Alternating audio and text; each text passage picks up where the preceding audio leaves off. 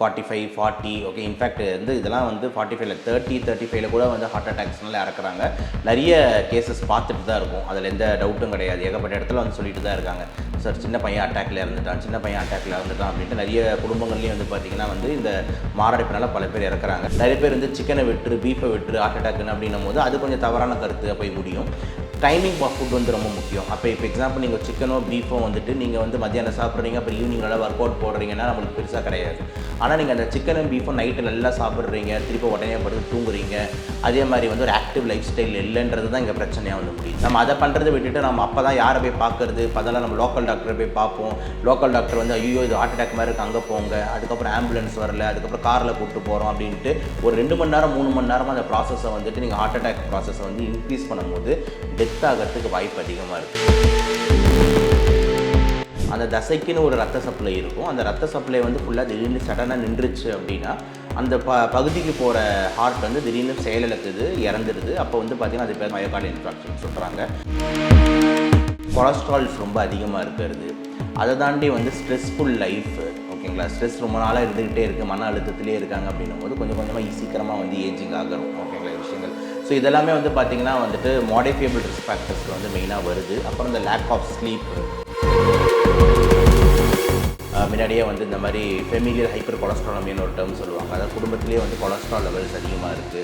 ஹெச்ஓசிஎம், ஹைப்பர்ட்ரோஃபிக் obstructive cardiomyopathy, இதெல்லாம் வந்து பார்த்திங்கன்னா ஃபேமிலி ஜெனட்டிக்ஸ்லேயே வந்து இருக்கக்கூடிய நோய்கள். பார்க்க ஒல்லியாக இருந்தாங்கன்னா வந்துட்டு அவங்க வந்து ஃபிட்டாக இருக்காங்க, உடம்பில் இருக்கிற எல்லா உறுப்புகளும் நல்லா இருக்குது அப்படின்னு சொல்லிட்டு. ஆனால் அது 100% வந்து உண்மை கிடையாது. ஏன் அப்படின்னா வந்து ஸோ அது அட்டாக் வந்ததுக்கப்புறம் தான் உங்களுக்கு அது பாசிட்டிவ்னு காமிக்கும். ஸோ உங்களுக்கு டெவலப் ஆகிட்டு இருக்குது, இந்த மாதிரி உங்களுக்கு முன்னெச்சரிக்கைலாம் உங்களுக்கு இசிஜியில் தெரியாது. ஸோ இந்த நிறைய பேர் வந்து தவறாக ஒரு இசிஜி நார்மல் தான் அப்படின்றதுல ஒரு இதில் ஹார்ட் நல்லா இருக்குன்றது முடிக்கிறாங்க. அது தவறான விஷயம். ஸோ நம்ம மெயினாக பார்க்க வேண்டியது என்னென்னா வந்து பார்த்திங்கன்னா வந்துட்டு டிஎம்டின்னு ஒரு டெஸ்ட் இருக்குது.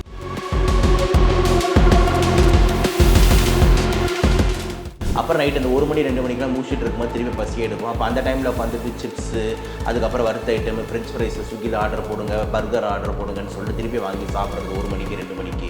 1 மணிக்கு 2 மணிக்கு எல்லா இடத்துலையும் வந்துட்டு ட்ரக்கில் வந்து பிரியாணி விற்றுக்கிட்டு இருக்காங்க, மிட் நைட் பிரியாணி. நாங்கள் போய்ட்டு 1 மணி 2 மணிக்கு ஃப்ரெண்ட்ஸ் இது பண்ணுறது, இது எல்லாமே வந்து கண்டிப்பாக தவிர்க்க வேண்டிய விஷயன்றத மாற்றம் எடுத்துல. ஸோ ஹார்ட் அட்டாக் ஓவராலாக ரைஸ் ஆகுது, டவுட்டே கிடையாது. ஸ்ட்ரோக்கும் ஓவராலாக ரைஸ் ஆகிருக்கு, டவுட்டே கிடையாது.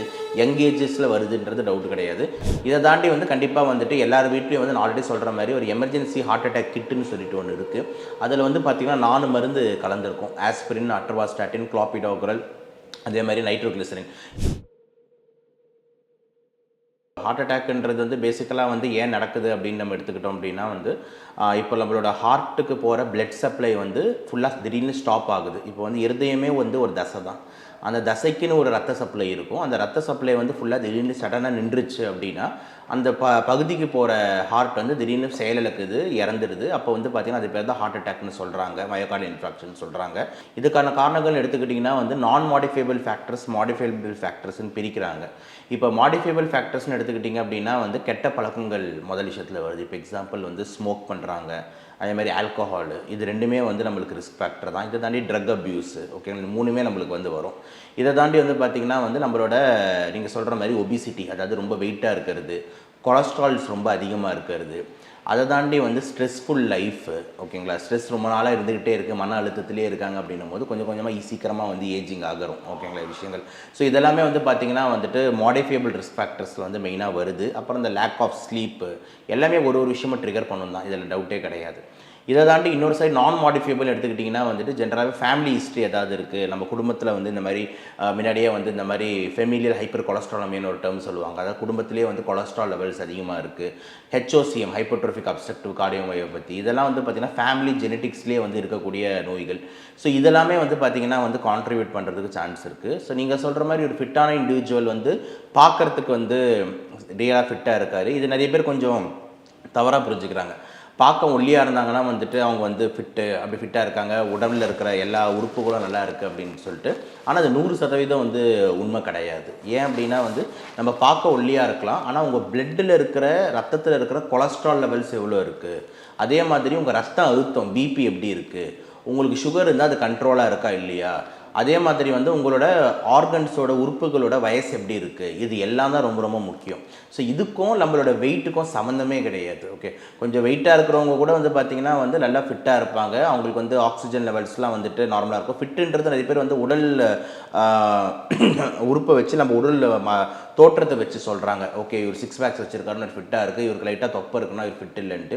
ஃபிட்னஸ்ன்றது அது மட்டும் கிடையாது, உள்ளே இருக்கிற எல்லாமே சீராக இருக்கா அப்படின்றது தான் ஃபிட்னஸ். இப்போ எக்ஸாம்பிள் வந்து உங்களுக்கு பிபி நார்மலாக இருக்கா, உங்களுக்கு கொலஸ்ட்ரால் நார்மலாக இருக்கா, உங்களுக்கு தைராய்டு நார்மலாக இருக்கா, உங்களுக்கு சுகர் நார்மலாக இருக்கா, இது எல்லாமே வந்து கான்ட்ரிபியூட் பண்ணுறது தான் வந்துட்டு ஃபிட்னஸ் அப்படின்ற மாதிரி சொல்கிறேன். இஸ் மெடிக்கலி ஃபிட் அப்படின்ற மாதிரி. ஸோ வெறும் வந்துட்டு வெயிட் வந்து அது இருந்தாருன்னா டோட்டலாக அன்ஃபிட்டு, மற்றது எல்லாமே அப்படியே போயிருதுன்றது தவறான கருத்தாக போய் முடியும். எல்லாருக்குமே வந்து அதிகமாகிட்டு இருக்குன்றதான் நம்ம வந்து பலுதலாக இருக்குது. இப்போ இருக்க காலகட்டத்தில் நிறைய யங்ஸ்டர்ஸ் வந்து பார்த்திங்கன்னா வந்து ஏகப்பட்ட ஹாஸ்பிட்டல்ஸில் ஏதாவது யங்ஸ்டர்ஸ் மாரடைப்புனால இறந்துட்டு தான் இருக்காங்க. 45, 40, ஓகே, இன்ஃபேக்ட் வந்து இதெல்லாம் வந்து 45, 35 கூட வந்து ஹார்ட் அட்டாக்ஸ்னால இறக்குறாங்க. நிறைய கேசஸ் பார்த்துட்டு தான் இருக்கும், அதில் எந்த டவுட்டும் கிடையாது. ஏகப்பட்ட இடத்துல வந்து சொல்லிட்டு தான் இருக்காங்க, சார் சின்ன பையன் அட்டாக்ல இறந்துட்டான் அப்படின்ட்டு. நிறைய குடும்பங்கள்லேயும் வந்து பார்த்திங்கன்னா வந்து இந்த மாரடைப்புனால பல பேர் இறக்குறாங்க. ஸோ ஹார்ட் அட்டாக் ஓவராலாக ரைஸ் ஆகுது, டவுட்டே கிடையாது. ஸ்ட்ரோக்கும் ஓவராலாக ரைஸ் ஆகிருக்கு, டவுட்டே கிடையாது. யங் ஏஜஸில் வருதுன்றது டவுட் கிடையாது. ஸ்க்ரீனிங்னா என்ன அப்படின்னா வந்துட்டு உங்கள் ஹார்ட் நல்லா தான் இருக்கா, உங்களுக்கு ஏதாவது கொழுப்படைப்பு இருக்கான்ட்டு. நிறைய பேர் என்ன பண்ணுறாங்க, ஸ்க்ரீனிங்னா வெறும் இசிஜி மட்டும் எடுத்துகிட்டு வெளியே எடுத்துகிட்டு இசிஜி நல்லா இருக்குன்ட்டாங்கன்னு அப்படின்ற மாதிரி சொல்லிடுறாங்க. அது தவறான கருத்து. இசிஜி வந்து பார்த்திங்கன்னா எப்பயுமே வந்து உங்களுக்கு அட்டாக் வந்தப்போ தான் உங்களுக்கு வந்து இசிஜியில் சேஞ்சஸே தெரியும். நீங்கள் நார்மலாக இருக்கும்போது இசிஜி வந்து நார்மல் தான் காமிக்கும். ஓகேங்களா? ஸோ நம்ம பார்க்க வேண்டியது என்ன அப்படின்னு பார்த்தீங்கன்னா, உங்களுக்கு இருதயத்துக்கு போகிற ரத்த சப்ளையில் அதாவது கொழுப்படைப்பு இருக்கா, இல்லைனா வந்து கொழுப்பு டெபாசிஷன் ஆரம்பிக்குதா, அதை தான் நம்ம கண்டுபிடிக்கணும். அது வந்து இசிஜியில் எதுவுமே தெரியாது. ஏன்னா இசிஜி வந்து பார்த்தீங்கன்னா இப்போ உங்கள் ஹார்ட்டோட எலக்ட்ரிக்கல் வேவ்ஸ் எப்படி இருக்குது அவ்வளோதான் இசிஜியில் தெரியும். ஸோ அது அட்டாக் வந்ததுக்கப்புறம் தான் உங்களுக்கு அது பாசிட்டிவ்னு காமிக்கும். ஸோ உங்களுக்கு டெவலப் ஆகிட்டு இருக்கு இந்த மாதிரி உங்களுக்கு முன்னெச்சரிக்கைலாம் உங்களுக்கு இசிஜியில் தெரியாது. ஸோ இந்த நிறைய பேர் வந்து தவறாக ஒரு இசிஜி நார்மல் தான் அப்படின்றதுல ஒரு இதில் ஹார்ட் நல்லா இருக்குன்றது முடிக்கிறாங்க. அது தவறான விஷயம். ஸோ நம்ம மெயினாக பார்க்க வேண்டியது என்னென்னா வந்து பார்த்திங்கன்னா வந்துட்டு டிஎம்டின்னு ஒரு டெஸ்ட் இருக்குது, த்ரெட்மில் டெஸ்ட். ஸோ அப்படின்னா என்னென்னா வந்து உங்களை வந்து த்ரெட்மில்லில் வந்து ஓட விடுவாங்க, ஓட விட்டுக்கிட்டே இசிஜியை பார்ப்பாங்க. ஸோ நீங்கள் த்ரெட்மில்லில் அவ்வளோ எக்ஸசைஸில் வந்து different speeds 2 speed 4 speed 6 speed 8 speed அப்படின்னு சொல்லிட்டு அந்த 8 ஸ்பீட் 10 ஸ்பீட் வரைக்கும் நீங்கள் ஓடும் போது கூட உங்கள் ஹார்ட் நல்லா ஃபங்க்ஷன் ஆகுது, இசிஜியில் எந்த சேஞ்சஸுமே வரல. அதாவது ஸ்ட்ரெஸ் இன்டியூஸ்ட் இஸ்கீமியான்னு சொல்லுவாங்க. உங்கள் ஹார்ட்டை அவ்வளோ ஸ்ட்ரெஸ்ஸில் போட்டாலும் உங்களுக்கு அட்டாக் வர்றதுக்கான எந்த அறிகுறியும் இசிஜியில் இல்லைன்னா அப்போது நீங்கள் சேஃபாக இருக்கீங்க, கொழுப்பு டெபாசிஷன் எதுவுமே இல்லைன்ட்டு. அதில் ஏதாவது டவுட் வந்ததுன்னா டாக்டர் உடனே ஆன்ஜியோ பண்ணி பார்ப்பாங்க. இதில் லைட்டாக கூட டவுட் வருதுன்னா உடனே cardiologist will put you for something called as coronary angiography. ஓகேங்களா? ஸோ சிடி கொரோனரி ஆன்ஜியோ இருக்குது, இல்லைனா வந்து இன்ஜெக்ஷன் மூலியமாக போய் ஆன்ஜியோ பண்ணிவிட்டு ஏதாவது பிளாக் இருக்குன்னா அந்த பிளாக்கை வந்து ரிமூவ் பண்ணிவிட்டு ஸ்டென்ட்டை வச்சு விட்ருவாங்க. இப்படி நம்ம வச்சோம்னா லைஃப் ப்ரொடெக்ஷன். கண்டிப்பாக ஃபேமிலி ஹிஸ்ட்ரி ஏதாவது இருக்கா, நான் சொன்ன மாதிரி ஃபெமிலியல் ஹைப்பர் கொலஸ்ட்ராலமியா, ஹெச்ஓசிஎம் இதெல்லாம் ஃபேமிலியில் பரவக்கூடிய நோயின்றதுனால இவரும் போய் ஸ்க்ரீன் பண்ணியிருக்கணுன்றது மாற்று கருத்து இல்லை. தேவையான அவேர்னஸ் நம்மளாம் கொடுத்துட்டு தான் இருக்கும். ஸோ கண்டிப்பாக நீங்கள் சொல்கிறது ஒரு வேலிட் பாயிண்ட்டாக தான் எடுத்துக்கணும். கண்டிப்பாக பண்ணக்கூடாதுன்றது மக்களுக்கு முதல்ல தெளிவாக தெரியணும். ஏன் அப்படின்னு பார்த்தீங்கன்னா வந்து அதுதான் நம்ம மெயினாக வந்து அவாய்ட் பண்ண வேண்டிய விஷயங்கள். நான் ஆல்ரெடி சொன்ன மாதிரி பேட் ஹேபிட்ஸ் வந்து ரொம்ப இம்பார்ட்டன்ட். ஸ்மோக்கிங்க்கும் ஹார்ட் அட்டாக்குக்கும் டைரக்ட் லிங்க் இருக்குது, டைரக்ட் அசோசியேஷன் இருக்குது, ஃபஸ்ட்டு பாயிண்ட். ரெண்டாவது வந்து பார்த்தீங்கன்னா ஆல்கஹாலுக்கும் ஹார்ட் அட்டாக்குக்கும் டைரக்ட் லிங்க்ஸ் வந்து நிறைய இருக்குது, கார்டியோமயோபதிக்கு டைரக்ட் லிங்க்ஸ் வந்து இருக்குது. இதை தாண்டி வந்து பார்த்தீங்கன்னா வந்து உங்கள் ஃபுட்டோட டைமிங் அண்ட் பேட்டர்ன்ஸை மாற்றுறது ரொம்ப ரொம்ப இம்பார்ட்டன்ட்டு. நிறைய பேர் வந்து சிக்கனை விட்டுரு பீஃபை விட்டுரு ஹார்ட் அட்டாக்குன்னு அப்படின்னும் போது அது கொஞ்சம் தவறான கருத்து போய் முடியும். டைமிங் ஆஃப் ஃபுட் வந்து ரொம்ப முக்கியம். அப்போ இப்போ எக்ஸாம்பிள் நீங்கள் சிக்கனோ பீஃபோ வந்துட்டு நீங்கள் வந்து மத்தியானம் சாப்பிட்றீங்க, அப்புறம் ஈவினிங் நல்லா ஒர்க் அவுட் போடுறீங்கன்னா நம்மளுக்கு பெருசாக கிடையாது. ஆனால் நீங்கள் அந்த சிக்கனும் பீஃபும் நைட்டு நல்லா சாப்பிட்றீங்க, திருப்பி உடனே படுத்து தூங்குறீங்க, அதே மாதிரி வந்து ஒரு ஆக்டிவ் லைஃப் ஸ்டைல் இல்லைன்றது தான் இங்கே பிரச்சனையாக வந்து முடியுது. ஸோ சாப்பாட்டில் வந்து பார்த்தீங்கன்னா டைமிங் ஆஃப் சாப்பாட்டுக்கு ரொம்ப இம்பார்ட்டன்ஸ் கொடுங்க. காலையில் நல்லா சாப்பிடுங்க, மதியானம் நல்லா சாப்பிடுங்க, நைட்டு முடிஞ்ச அளவுக்கு ஃபுட்டை வந்து சீக்கிரமாக சாப்பிட்டு ஃபுட்டை கம்மியாக வந்து சாப்பிடுங்க. நைட்டு சிம்பிள் ஃபுட்ஸாக வைங்க, ஈஸிலி டைஜஸ்டேபிள். இப்போ எக்ஸாம்பிள் 1-2 இட்லி, 1-2 தோசை, 1-2 பழம் அப்படின்ற மாதிரி நீங்கள் முடிச்சா வந்துட்டு இன்னும் சூப்பராக வந்துட்டு இருக்கும். அதே மாதிரி வந்து இந்த ஸ்ட்ரெஸ்ஃபுல் லைஃப்பை வந்து கண்டிப்பாக அவங்க தடுக்கணும். இப்போ எக்ஸாம்பிள் வந்து காலையில் நீங்கள் எழுந்துக்கிறீங்க அப்படின்னா நைட் ஒரு 10 மணிக்கு தூங்குறது வந்து ரொம்ப ரொம்ப இம்பார்ட்டன்ட்டு.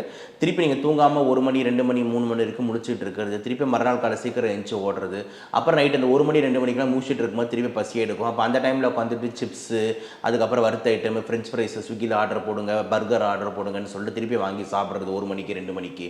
1 மணிக்கு 2 மணிக்கு எல்லா இடத்துலையும் வந்துட்டு ட்ரக்கில் வந்து பிரியாணி விற்றுக்கிட்டு இருக்காங்க, மிட் நைட் பிரியாணி. நாங்கள் போயிட்டு 1 மணி 2 மணிக்கு ஃப்ரெண்ட்ஸ் இது பண்ணுறது, இது எல்லாமே வந்து கண்டிப்பாக தவிர்க்க வேண்டிய விஷயன்றதுல மாற்று கருத்தில். சாப்பிட்லாம், பிரியாணி கண்டிப்பாக சாப்பிட்லாம், பட் ஆனால் சாப்பிட்றதுன்னு ஒரு டைம் இருக்குது. அந்த டைமில் தான் நம்ம சாப்பிட்ணும்.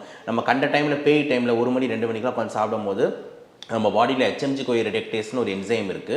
அந்த என்சைம் நைட் டைமில் தான் அதிகமாக இருக்கும். நீங்கள் சாப்பிட்றது எல்லாமே அப்படியே கொலஸ்ட்ராலாக கன்வெர்ட் ஆகி ரத்த குழாயில் ஹார்ட்டில் எல்லாத்துலேயும் ஒரு லேயர் ஃபார்ம் ஆகிறதுக்கு வாய்ப்பு அதிகமாக இருக்குது. ஸோ பண்ணக்கூடாதது அப்படின்னு எடுத்துக்கிட்டிங்கன்னா இந்த bad habits, food habits, sleep time, ஸ்ட்ரெஸ்ஸை குறைக்கிறதுலாம் கண்டிப்பாக நம்ம வந்துட்டு இது. அதேமாதிரி பண்ண வேண்டிய விஷயங்கள் வந்து பார்த்திங்கன்னா வந்து உங்களுக்கு ஃபேமிலி ஹிஸ்ட்ரினா யங் ஏஜில் ஹார்ட் அட்டாக்ஸ் வருதுன்னும் போது கண்டிப்பாக போய் முதல்ல உங்கள் பிபி எப்படி இருக்குது, உங்களோட ஹார்ட் எப்படி இருக்குது, உங்களோட சுகர் லெவல்ஸ் எப்படி இருக்குது, உங்கள் தைராய்டு எப்படி இருக்குன்ட்டு பேசிக்கான பேராமீட்டர்ஸ்லாம் நீங்கள் கண்டிப்பாக செக் பண்ணிக்கணும். உங்களுக்கு பிபி எதாவது ஹையாக இருந்ததுன்னா உடனே பிபி கண்ட்ரோலிங் மெஷர்ஸ்க்கு நம்ம வந்து வரணும். ஃபேமிலி ஹிஸ்ட்ரி இருக்கும்போது கார்டியாலஜிஸ்ட் ஒப்பீனியன் வாங்குறது நல்லது. கார்டியாலஜிஸ்ட் பார்த்துட்டு கண்டிப்பாக வந்து நீங்களே நிறைய பேஷண்ட்ஸ் வந்து இசிஜி பார்த்துட்டு நார்மல் விட்டுறாதீங்க. கார்டியாலஜிஸ்ட்டை பார்த்துட்டு டிஎம்டின்னு ஒரு டெஸ்ட் பண்ணிவிட்டு ஸ்ட்ரெஸ் இன்டியூஸ்ட் இஸ்கீமியா மாதிரி ஏதாவது வருது அப்படின்ற மாதிரி இருந்ததுன்னா உடனே ஆன்ஜியோ பண்ணி அதை கிளியர் பண்ணிக்கிட்டு மாத்திரை போட்டுட்டோம்னா உயிர் காக்கப்படும்ன்றதுல மாற்று கருத்து இல்லை. இதை தாண்டி வந்து கண்டிப்பாக வந்துட்டு எல்லார் வீட்லேயும் வந்து நான் ஆல்ரெடி சொல்கிற மாதிரி ஒரு எமர்ஜென்சி ஹார்ட் அட்டாக் கிட்டுன்னு சொல்லிட்டு ஒன்று இருக்குது. அதில் வந்து பார்த்திங்கன்னா 4 மருந்து கலந்துருக்கும். ஆஸ்பிரின், அட்ரோவாஸ்டாட்டின், குளோபிடோக்ரல், அதே மாதிரி நைட்ரோகிளிசரின். இந்த ஆஸ்பிரின் வந்து பார்த்திங்கன்னா அந்த ரத்த கட்டை கரைக்கும். அட்ரோவாஸ்டாட்டின் கொழுப்பை வந்து குறைக்கும். அதே மாதிரி வந்து நைட்ரோகிளிசரின் வந்து அந்த ரத்த குழாயை விரிக்கும். இதெல்லாம் கலந்த மாதிரி மருந்து இருக்குது. இது எல்லாமே வந்துட்டு அந்த கிட்டில் வந்து நீங்கள் போட்டு வச்சுக்கிட்டீங்க அப்படின்னா திடீர்னு யாருக்காவது வந்துட்டு இந்த நெஞ்சு வலிக்குது, நெஞ்சிலேருந்து வலி இப்படிங்க பரவுற மாதிரி இருக்குது, அதே மாதிரி வேர்த்து போகுது, படபடப்பு இருக்குது, ஒரு ஹார்ட் அட்டாக் சிம்டம்ஸ் இருக்கும்போது உடனே நீங்கள் வந்து கொடுத்துட்டீங்க அப்படின்னா வந்து லைஃப் காக்கப்படும்ன்றதுல மாற்று கருத்து இல்லை. அதே தாண்டி வந்து நீங்களும் வந்துட்டு உங்கள் வீட்டை சுற்றி வந்துட்டு ஒரு 15 to 20 மினிட்ஸில் ரீச் ஆகிற மாதிரி ஒரு கார்டியாலஜி சென்டரும் அதே மாதிரி ஒரு கார்டியாலஜி டாக்டரும் நண்பர் பிடிச்சி வச்சுக்கிறது நல்லது. ஏன்னா உங்களுக்கு ஏதாவது அட்டாக் எனி டைம் வந்து திடீர்னு யாருக்கு எப்போ ட்ரிகர் ஆகுனே தெரியாதுன்னும் போது திடீர்னு அடுத்த ஒரு 15-20 மினிட்ஸில் நம்ம வந்து அந்த இடத்துல ஸ்பாட்டில் ரீச் ஆகி ஆல்ரெடி உங்கள் ரிஜிஸ்ட்ரேஷன் இருந்ததுன்னா டேரெக்டாக அவங்க உடனே ஓடி ஷிஃப்ட் பண்ணிவிட்டு உங்கள் ஆன்ஜியோ டேபிள் எடுத்து 100% வந்து உங்களை வந்து சரி பண்ணிவிடுவாங்க. நம்ம அதை பண்ணுறதை விட்டுட்டு நம்ம அப்போ தான் யாரை போய் பார்க்குறது, பதிலாக நம்ம லோக்கல் டாக்டரை போய் பார்ப்போம். லோக்கல் டாக்டர் வந்து ஐயோ இது ஹார்ட் அட்டாக் மாதிரி இருக்குது அங்கே போங்க, அதுக்கப்புறம் ஆம்புலன்ஸ் வரல, அதுக்கப்புறம் காரில் கூப்பிட்டு போகிறோம் அப்படின்ட்டு ஒரு 2 மணி நேரம் 3 மணி நேரமாக அந்த ப்ராசஸை வந்துட்டு நீங்கள் ஹார்ட் அட்டாக் ப்ராசஸை வந்து இன்க்ரீஸ் பண்ணும்போது டெத் ஆகிறதுக்கு வாய்ப்பு அதிகமாக இருக்குது. ஸோ இதெல்லாம் வந்துட்டு நம்ம வந்து மெயின் ஐடியாஸாக வச்சுக்கணுன்றதான் நம்ம பார்வையாக இருக்குது. வாய்ப்புக்கு நன்றி சார். தேங்க்யூ.